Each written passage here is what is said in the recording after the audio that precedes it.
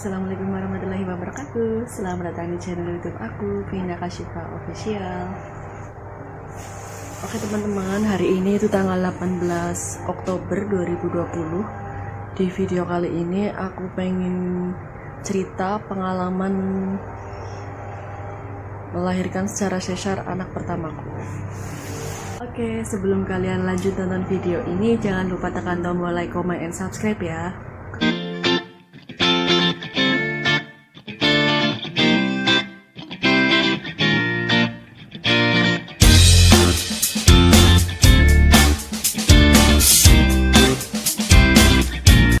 Oke, aku mulai ceritanya ya.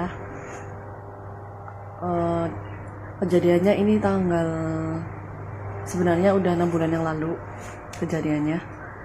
Jadi aku itu ngelahirin anak pertama secara sesar, dan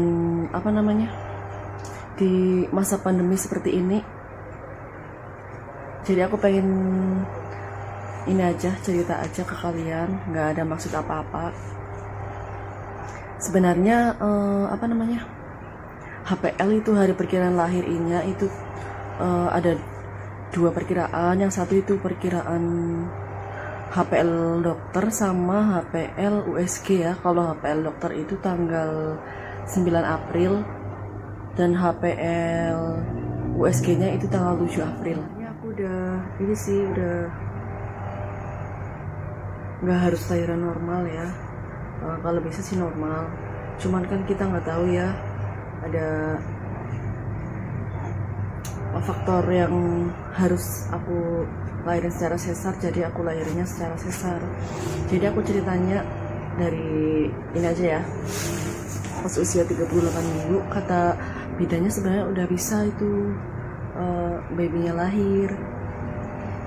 Aku tiap hari udah, kata dokter itu suruh, kata bidan itu suruh tiap pagi itu jalan kaki selama 1 jam dan sorenya juga 1 jam. Aku juga selama kehamilan 36 minggu bahkan aku udah rajin tiap pagi jalan kaki sendirian selama 1 jam. Terus itu sampai 38 minggu, sampai udah berharap banget sih di usia 38 minggu itu babynya keluar. Cuman kan kita nggak tahu ya dia keluarnya mau kapan. Jadi aku itu tiap hari cuma banget penasarannya ya, gimana proses kelahiran, terus gimana biar baby cepet keluar gitu. Aku pasti selalu cari-cari di YouTube tiap hari sambil nunggu babynya. Aku tiap pagi habis jalan-jalan aku suka senam ibu hamil di kamar sendirian sambil ngeliatin di HP di YouTube gerakan-gerakannya, soalnya kan aku nggak tahu ya gerakannya gimana. Jadi aku ngeliat di HP, di YouTube. Bahkan aku kan lihat-lihat di YouTube katanya kita harus ngasih afirmasi positif juga kepada dedenya di dalam perut. Jadi tiap jalan-jalan aku juga selalu ngomong ke dedenya sambil aku elus-elus, bilang, "Dede, ayo bantuin mama cepetan keluar biar ketemu mama sama papa," bilang gitu. Terus ntar bantuin mama ngeden ya, kayak gitu-gitu. Terus jangan lama-lama keluarnya, mama udah pengen ketemu. Pokoknya omongan-omongan yang mengajak dia untuk keluar biar kita juga dimudahkan persalinannya. Sambil pokoknya pas jalan-jalan, kalau enggak pas malam mau tidur ya sempatnya kita aja, sesering mungkin kita ngasih afirmasi positif kepada dedenya. Yang jelas aku di rumah juga pola makannya selalu teratur, selalu 3 kali. Terus kalau di YouTube kan itu katanya suruh gimbal ya, pakai bola yang gede itu. Cuman aku nggak punya, jadi aku nggak main gimbal kayak gitu. Terus sedangkan aku juga nggak bisa HB sama suami, soalnya kan kita LDR, aku awal Maret udah mulai ngambil cuti kerja, soalnya apa namanya, di retail udah mendekati lebaran, jadi datang barang itu selalu banyak. Aku ngerasa apa gimana ya, ngerasa nggak enak sama temen, jadi aku terpaksa ambil cuti lebih awal di usia 36 minggu. Kalau kata orang mah ntar aja nunggu 38 minggu biar di rumahnya ntar lama sama dedenya pas udah lahir gitu. Cuman aku udah bener-bener ngerasa ya nggak enak juga sama temen kalau datang bareng begitu, nggak bisa bantuin. Dan di tanggal 2 itu kan sudah memasuki usia 39 minggu, aku mulai panik.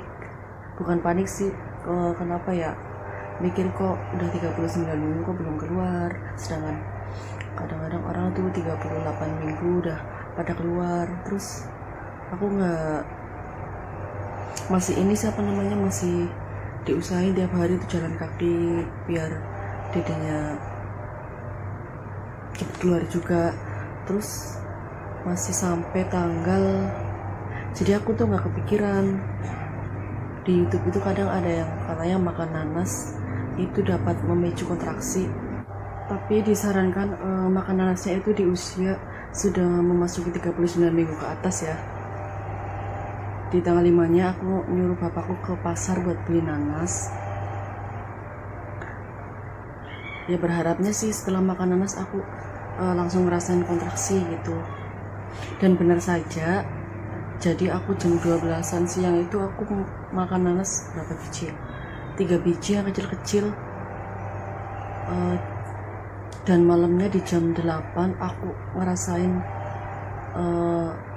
sakit perut yang berbeda dari hari-hari 2 hari yang kemarin. Aku udah ngerasain sakit perut, cuma belum ngerasain yang kayak tanggal 5 itu, maksudnya beda, lebih kerasa lagi, sampai aku nggak bisa tiduran. Kalau tiduran itu semakin sakit, jadi aku jam 8 aku muter-muter di kamar gitu sambil jalan-jalan biar sakitnya nggak kerasa banget. Aku itu jam segitu belum berani ngomong ke ibu aku, nggak ngomong kalau aku rasain sakit perut gitu, nggak kayak biasanya. Aku sampai jam 2 aku belum bisa tidur sama sekali karena ngerasain sakit perut kayak mau lahirin. Emang bener itu ternyata mau lahirin.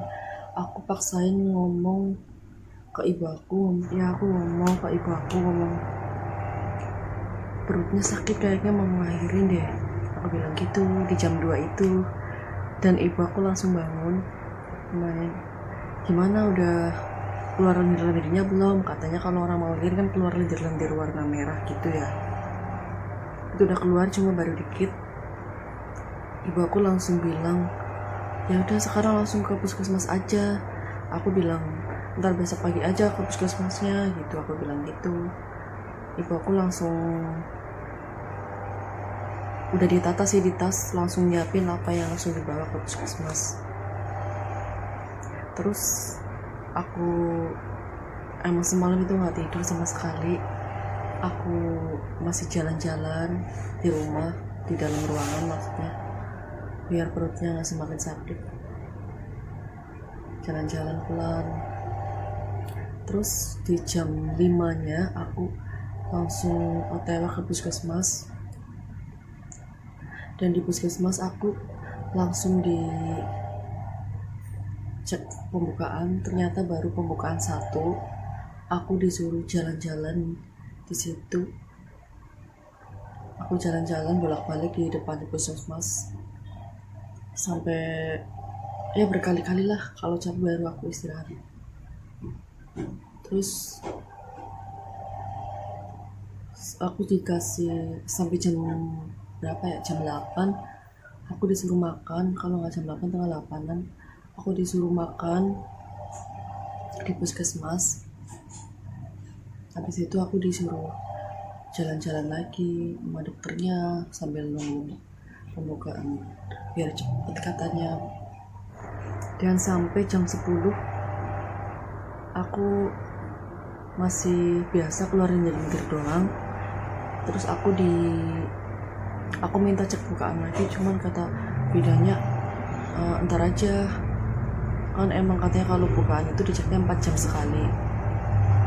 Aku dicek tapi katanya masih pembukaan 1, belum ada nambah. Terus aku di infus tangannya, katanya buat apa gitu, biar nggak lemes apa gimana gitu, di infus. Terus nggak lama kemudian aku dikasih tahu kalau aku harus dirujuk ke rumah sakit yang lebih gede di daerah Banyumas, Siaga Medika. Di situ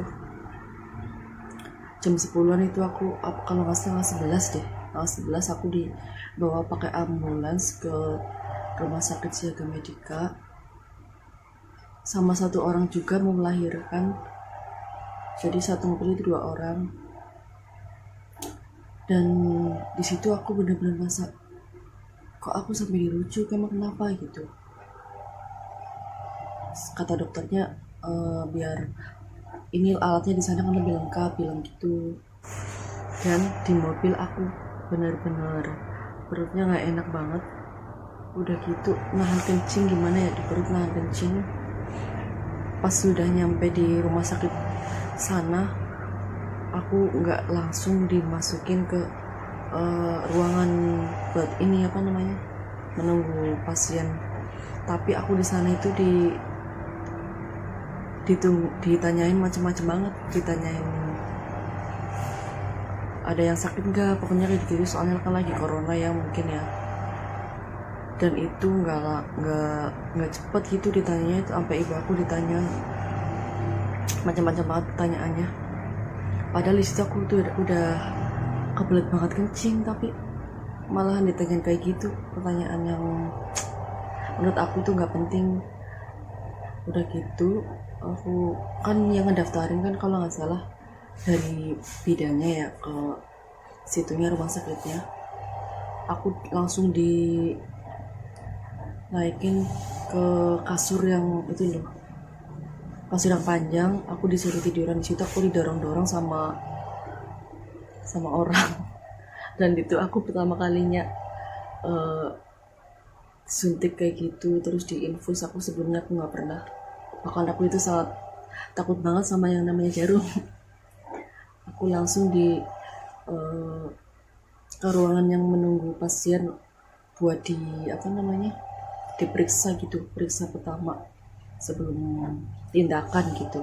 Aku disuruh nunggu di situ, soalnya ada 3 apa 4 gitu. Dan setelah aku nunggu, aku di situ diambil darah, kalau nggak salah ya, diambil darah, terus disuntik juga. Di infusnya itu yang dari puskesmas itu langsung diganti di situ, di infus. Dan di situ aku benar-benar nggak tahu bakal mau lahiran sesar, karena di situ juga sampai jam 2 aku langsung dipindah ke ruangan bersalin sama sama dokternya, dipindah ke ruangan bersalin. Di situ aku langsung di perutnya itu dipasangin alat, aku nggak tahu ya namanya ya, dipasangin alat. Terus tangan aku tuh suruh megang, ntar kalau dadanya gerak katanya suruh dipencet, nggak tahu sih itu namanya apa, aku kurang tahu. Selama 2 kali katanya kata bidannya detak jantung dadanya itu udah semakin cepat gitu katanya. Terus nggak lama kemudian aku tuh dikasih pilihan, mau normal, mau nunggu aja sampai bayinya keluar, apa mau lahiran sesar nanti jam